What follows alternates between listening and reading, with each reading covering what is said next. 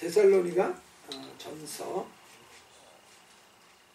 2장 17절부터 끝절 20절까지입니다. 우리 같이 전체적으로 합독하시도록 하겠습니다. 시작. 형제들아, 우리가 잠시 너희를 떠난 것은 얼굴이요 마음은 아니니 너희 얼굴 보기를 열정으로 더욱 힘썼노라. 그러므로 나 바울은 한 번, 두 번 너희에게 가보자 하였으나 사탄이 우리를 막았도다. 우리의 소망이나 기쁨이나 자랑의 면류관이 무엇이냐? 그가 강림하실 때 우리 주 예수 앞에 너희가 아니냐?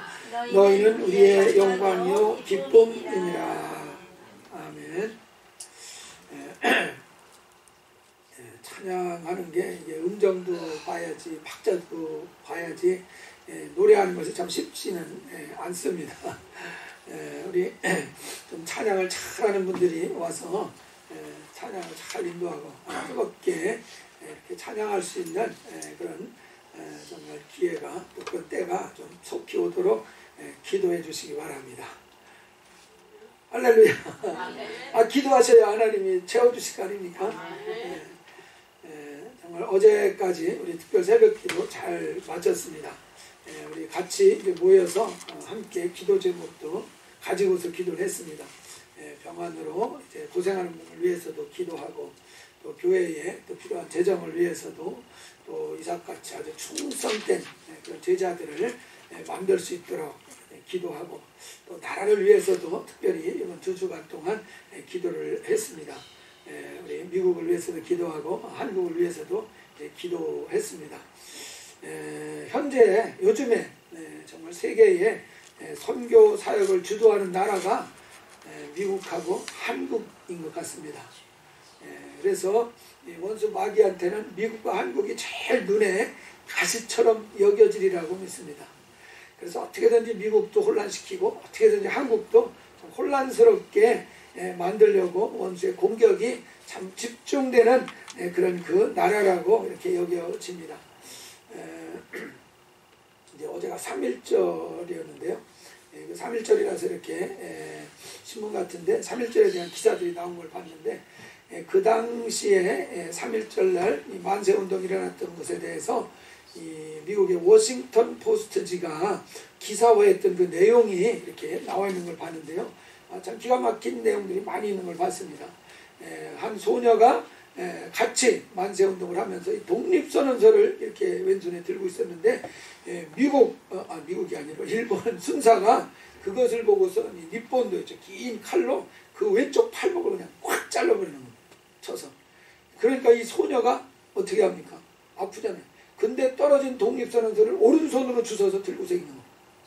그러니까 일본 순사가 다시 오른손 이 손목을 쳐버린다는 거예요. 그러니까 이런 식에서 정말 힘들고 잔인한 이런 일들이 있음에도 불구하고 이 만세운동이 그치지 않고 불길같이 막 일어나는 그런 그 일이었다는 걸 이렇게 포스트지에서 기사 난 것들을 참 보면서 가슴이 뭉클하더라고요. 야, 이렇게까지 참 그 독립을 간절히 원했었구나. 그런데 그런 것을 정말 열심히 주도해 갔던 사람들이 누구였습니까? 크리스찬들이었다는 사실입니다. 바로 이 믿는 사람들이 참 그 뭔가 분별하고 깨닫는 것이 보통 사람과는 다르다라는 것을 좀 거기서 좀 느꼈습니다. 지혜와 지식의 근본은 하나님을 경외하는 것 아니겠습니까? 그러니까 정말 그 지식의 근본, 정말 지식의 바탕이 잘 갖춰져야지 그래야 계속해서 높은 지식까지 쌓아갈 수 있습니다. 그렇지 않아 생각할 때 이 하나님을 모르는 사람들은 영적 분별력이 사실 있을 수가 없습니다. 하나님을 잘 아는 사람만이 이런 영적 분별력이 있을 수밖에 이제 없습니다. 그러니까 이 예수 믿는 사람들이 어떤 사건이 일어났을 때 보는 시각, 분별하는 그 차원과 예수를 믿지 않는 사람들의 그 사건을 보면서 분별하는 그 시각, 차원이 같습니까? 다릅니까? 전혀 다릅니다.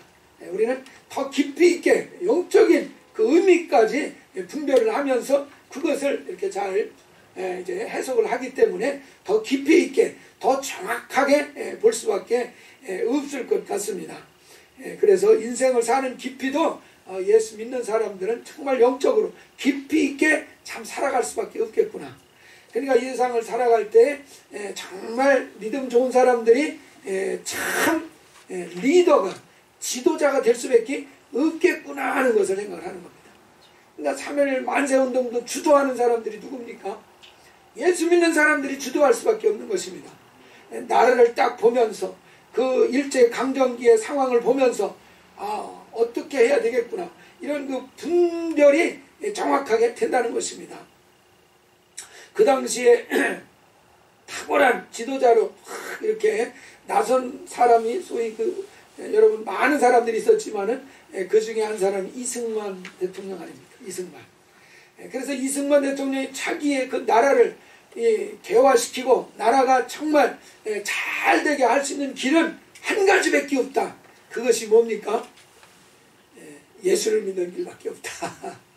특별히 한 100만 명만 예수를 믿으면 이 나라가 하나님의 복을 받고 잘 될 것이다 하는 그 확신이 이승만 대통령에게는 있었습니다. 그래서 100만 구령운동을 그렇게 외쳤던 것이 이승만 대통령이었습니다. 100만 명이 빛과 소금의 역할을 쫙 한다 그러면은 그 나라가 잘 되겠습니까? 잘 안 되겠습니까? 잘 될 수밖에 없지 않습니까? 빛과 소금의 역할을 요소에서 쫙 하고 있으니까. 그래서 이 100만 명만 있으면 좋겠다. 이런 소원을 가지고서 구령운동을 힘차게 이제 전개해 갔던 것입니다. 그래서 여전히 힘들고 어려울 때에는 소금의 역할, 빛의 역할을 할 수밖에 없는 것이 누굽니까? 예수 믿는 사람이다 하는 것입니다. 그것은 우리의 자부심일 수도 있지만은 우리의 귀한 어떤 그 사명이고 어떤 그 책임을 일깨워주는 의미도 있다는 사실입니다. 우리가 자부할 수 있는 것이기도 하지만은 우리의 책임이라는 것입니다. 이렇게 나라가 혼란스러워지고 어둠에 정말 사로잡히는 이런 일들이 생긴 것이 어떻게 보면 이 소금의 역할을, 빛의 역할을 잘 하지 못했기 때문에 나타난 현상일 수도 있다는 사실입니다. 그런 차원에서 무거운 어떤 사명감을 가지고서 더욱 깨워서 우리 계속해서 기도하고 또 주님의 나라의 일을 잘 정말 이끌어가는 그런 나라로 또 우리들이 좀 될 수 있기를 주의 이름으로 축원합니다. 그래서 우리 마지막 때가 되기 전에 우리 열심히 신앙생활 잘 해야 됩니다. 마지막 때가 되면은 이 사회를 통제하는 그런 시스템이 될 거라고 이 계시록 13장에서는 예언을 해놓고 있습니다. 이 통제가 된다는 것, 우리 코로나가 발생했을 때 조금 경험해 보지 않았습니까? 코로나가 딱 터지니까 나라에서 모든 일들을 통제를 합니다. 사람이 어디 가고 오는 이것까지도 다 통제를 하는 상황들이 벌어져서 이제 이 통제 시스템으로 작동을 할 때 어떤 사회가 될 것이라는 것에 대해서 한번 경험을 한 바가 있습니다. 그렇게 되면 신앙생활을 자유롭게 할 수가 없게 될 것입니다. 지금 자유로울 이때가 우리가 신앙생활을 잘하고 열심히 자기 신앙을 키워놔야 될 시기라는 사실을 잘 이해하시기 바랍니다. 그래서 열심히 지금 신앙생활을 하고 열심히 주님의 일을 감당하고 그래서 열심히 정말 제자를 만드는 이 일들에 또 충성할 수 있는 시간들로 활용하실 수 있기를 바랍니다. 통제되는 상황이 오면은 그때에는 우리가 하고 싶어도 하지 못하는 그런 상황이 될 수 있기 때문에 그렇습니다. 그런 차원에서 오늘 이 본문 말씀에서 이 데살로니가 교인들을 향해서 바울이 고백하는 귀한 고백이 이제 나오고 있습니다. 이 바울이 데살로니가 교인들을 보면서 하는 이 고백 19절 말씀, 우리의 소망이나 기쁨이나 자랑의 면류관이 무엇이냐, 그가 강림하실 때 우리 주 예수 앞에 너희가 아니냐. 여기에서 바울은 데살로니가 교인들을 향해서 고백하는 것이 너희들이 내 소망이고 내 기쁨이고 내 자랑의 면류관이다, 이렇게 고백을 하고 있습니다. 20절에서도 너희는 우리의 영광이고 기쁨이다, 이렇게 말합니다. 그러니까 바울에게 있어서 자기의 그 영광이 되는 것, 자기의 기쁨이 되는 것이 바로 데살로니가 교인들이라고 이렇게 고백을 하는 이런 그 고백을 여기에서 보게 되어집니다. 이것을 들으면서 여러분 어떤 생각이 마음에 이렇게 다가옵니까? 저는 처음에 드는 생각이 그러면은 내 소망, 나의 기쁨, 나의 자랑은 무언가 하는 생각이 들었습니다. 여러분의 소망, 여러분의 기쁨, 여러분의 자랑거리는 무엇입니까? 내가 이 땅에서 출세하는 것, 내가 이 땅에서 많은 물질을 버는 것, 내가 이 땅에서 정말 많은 지식을 쌓아서 사람들로부터 존경을 받는 것, 어떤 이런 세상적인 것들이 여러분의 소망입니까? 여러분의 기쁨입니까? 여러분의 자랑거리가 혹시 아직도 그것이 자랑거리로 삼으려고 하는 거 아닙니까? 정말 내가 아니면은 돌보고 정말 내가 건지고자 하는 그런 영혼들이 나의 소망이 되고 나의 기쁨이 되고 나의 자랑거리가 되실 수 있기를 주의 이름으로 축원합니다. 바울은 그와 같은 삶을 사는 것을 봅니다. 그래서 참 이 말씀 앞에서 자신감이 좀 없는 이런 것들을 좀 느꼈는데, 이 바울 같은 경우는 분명히 이 데살로니가 교회 성도들이 어떻게 보면 바울의 생애의 전부와 같은 그런 그 의미 있는 사람들이었구나. 다시 말해서 바울과 데살로니가 교인들은 하나가 되어 있는 상태구나. 하나가 되어 있는 어떤 그런 그 모습을 여기에서 이제 발견을 합니다. 그렇기 때문에 그들의 기쁨이 바울의 기쁨이 되는 것이고, 그들의 자랑거리가 바울의 자랑거리가 되어지는, 또 그들의 승리가 바울의 승리로 여겨지는 이런 상태, 이것은 분명히 바울과 데살로니가 교인들이 하나 되어진 상태라는 것을 보여주는 것입니다. 그래서 그들의 기쁨과 감사와 감격이 나누어지지 않고 그냥 하나인 그런 그 상태인 것입니다. 그래서 우리 이제 부모와 자녀 관계도 그와 비슷하지 않습니까? 여러분 자식이 잘 되면 부모가 질투합니까? 아니요. 할렐루야. 단박에 답이 나오지 않습니까? 판단이 서지 않습니까? 자식이 잘못되면 부모가 이놈아 역시 내가 너보다 낫다, 그래서 자부심이 느껴지고 하나님 감사합니다 그럽니까? 절대 그러지 않습니다. 자식이 잘못되면 자기가 잘못된 것 같이 똑같이 아프고 힘듭니다. 자식이 잘 되면 내가 잘된 것 이상으로 정말 기쁘고 즐거운 것입니다. 그러니까 부모와 자식은 둘이 아니라 하나라는 사실입니다. 인정하십니까? 둘이 아니고 하나입니다. 자식은. 그래서 부모 자식은 둘이 아니라 하나다. 신토 불이 같이 부모 자식 불이, 이와 같이 되어 있는 것. 그러니까 바울의 상태가 지금 데살로니가 교인들은 육신의 자식은 전혀 아닙니다. 그럼에도 불구하고 바울에게 있어서 데살로니가의 성도들은 정말 둘이 아니에요. 나눠져 있지가 않아요. 기쁨도 안 나눠져 있고, 정말 그 승리도 그들의 승리가 바울의 승리가 되어지는 것이고, 그들의 정말 소망이 바울의 소망이 되는 것이고, 그래서 둘이 아니라 하나로 이렇게 연합되어져 있는 모습을 본다는 것입니다. 그래서 여기에서 깨닫는 것이 무엇이냐, 바로 스승과 제자의 관계가 바로 이런 상태라는 것을 보여주는 것입니다. 정말 스승과 정말 그의 제자가 되는 상태라고 하면은 스승과 제자는 나누어지지가 않는다라는 것입니다. 그래서 제자의 기쁨이 스승의 기쁨이 되는 것이고, 제자의 성공이 스승의 승리가 되어지는 것이고, 제자의 그 영광이 곧 스승의 영광이 되어지는 것. 그래서 제자와 스승의 관계도 불이나 나눠질 수 없는 그런 그 관계구나 하는 것을 이제 발견하게 되어집니다. 이 누가복음 7장 35절에 보면은 지혜는 자기의 모든 자녀로 인하여 옳다함을 얻느니라. 그러니까 부모가 훌륭한지 훌륭하지 않은지 여부는 무엇으로 증명이 된다는 얘기입니까? 자기의 자식으로 증명이 된다는 것입니다. 정말 훌륭한 부모라는 것은 자식을 보면 안다는 것입니다. 자식이 훌륭한 사람이 된다고 하면은 그 부모는 정말 훌륭한 부모라는 것입니다. 지난번에 한국에 갔는데 그 강릉을 가지 않았습니까? 거기에 가면 오죽헌이라는 곳이 있습니다. 오죽헌에 여러분 가보셨습니까? 아이고, 한번 가보시기 바랍니다. 그 입구에 보면은 크게 광고를 하는 것이 있는데, 한국의 화폐에 이 어머니와 아들이 함께 화폐의 인물로 들어간 그 지역이 여기다 하는 광고를 크게 써놨더라고요.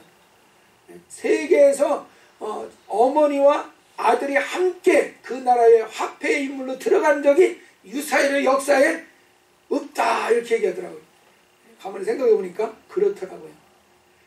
그 자식이, 율곡인가요? 그 자식이 그렇게 훌륭하게 된 이유는 누가 훌륭합니까? 어머니가 훌륭했기 때문이다. 그래서 어머니와 자식이 둘 다 화폐의 인물로 들어가 버리는 이런 놀라운 역사. 부모와 자식은 나눠지지가 않는다는 것을 보여주는 것입니다. 그러니까는 정말 그 신사임당이 훌륭하다는 것이 확실하게 증명이 된 것이 아들 때문에 증명이 될 거란 얘기예요. 그런 것처럼 우리가 이 훌륭한 스승이냐 하는 것은 그가 삼은 제자를 통해서 입증이 된다는 사실입니다. 믿습니까? 분명히 성경은 그것을 말해주고 있습니다. 이 훌륭한 목사냐 아니냐도 무엇으로 증명이 되느냐, 그렇게 이야기하면 또 제가 기가 죽습니다.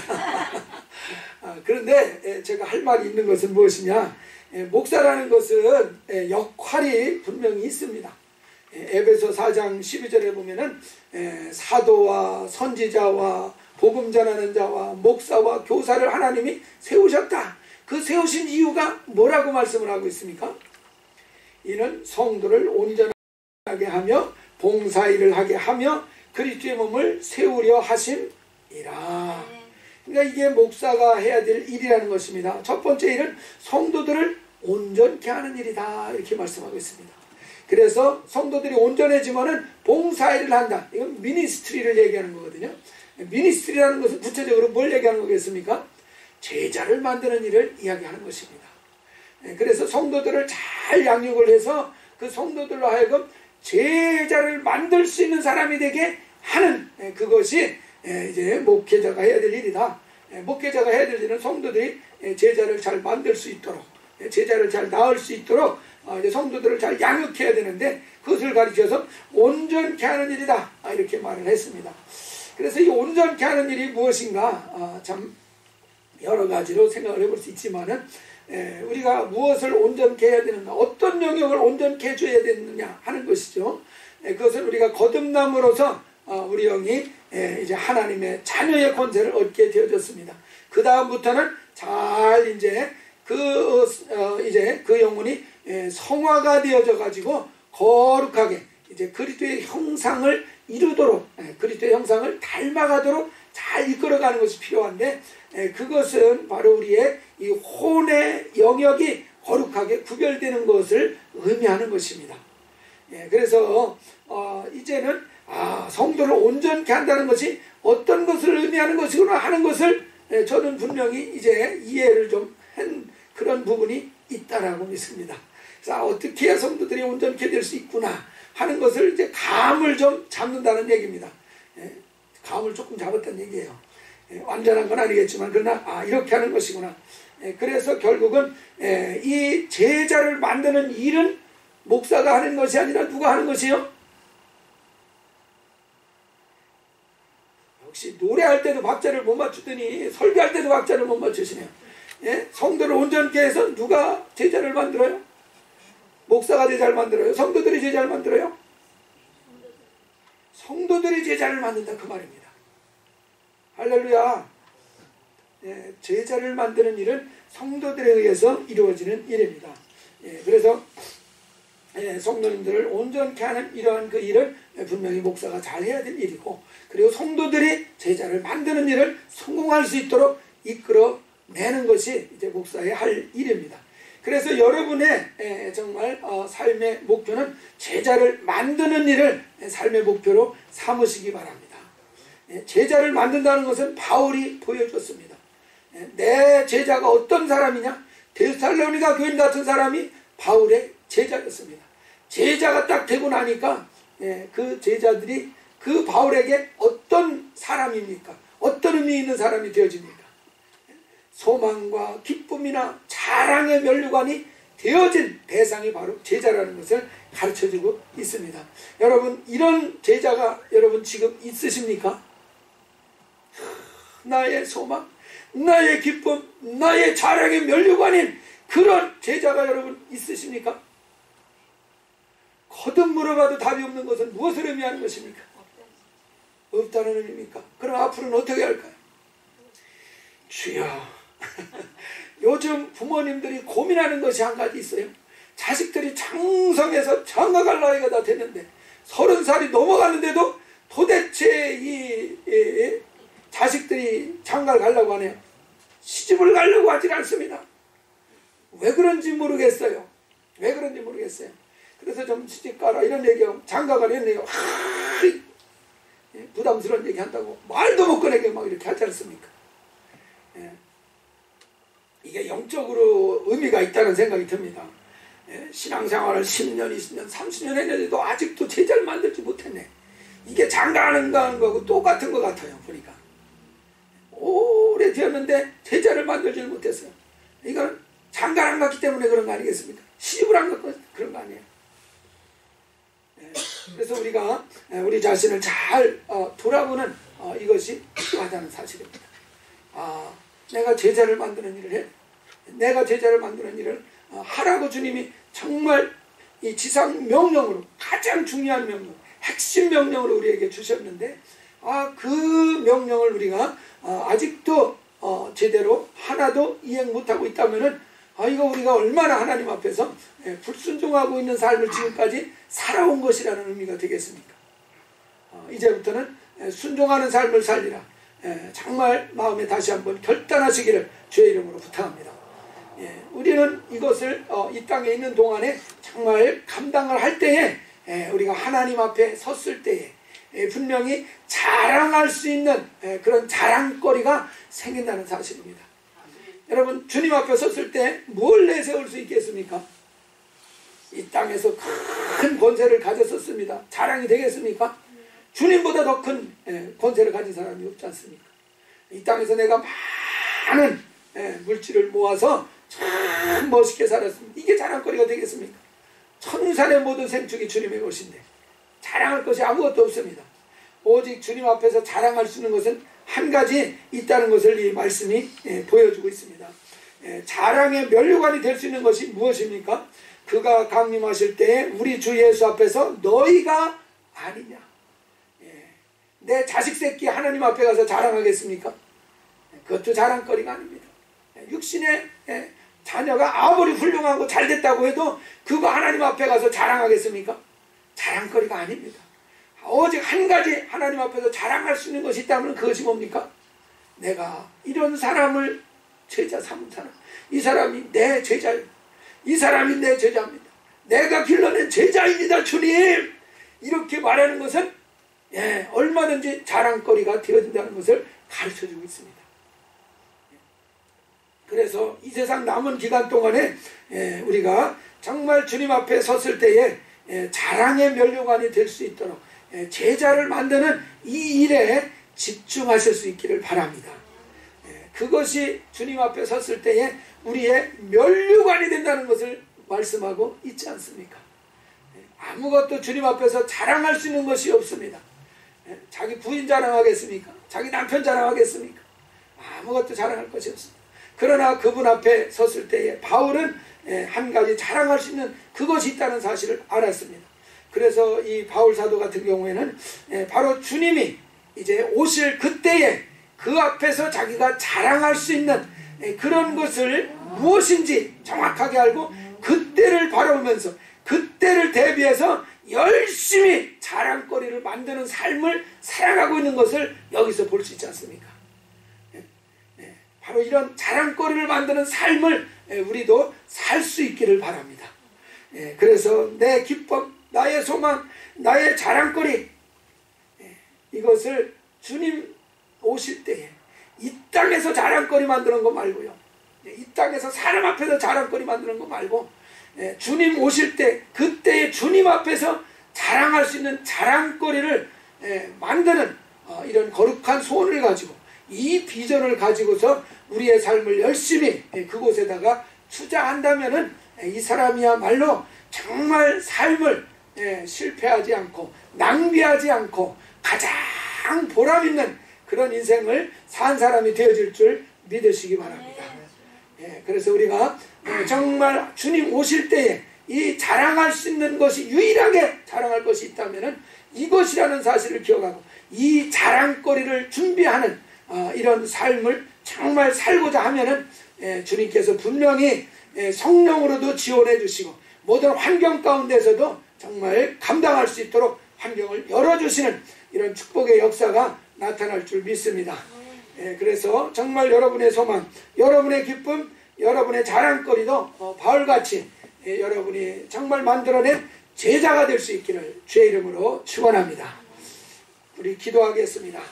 이 시간 기도하실 때에 내가 지금까지 무엇을 이루기 위해서 살아왔는지도 한번 돌아보시고 내 자랑거리가 내 기쁨거리가 내 소망이 어떤 것이었는가도 돌아보시고 이제는 초점을 바꾸어서 정말 주님 오실 때에 자랑할 수 있는 그것이 나의 기쁨 나의 소망이 될 수 있는 쪽으로 정말 내 삶에 초점이 맞춰지고 옮겨지고 그래서 주님 앞에 자랑할 수 있는 거리를 준비하는 이런 삶에 집중할 수 있게 주옵소서. 결단하는 마음으로 한번 통성으로 기도하시겠습니다.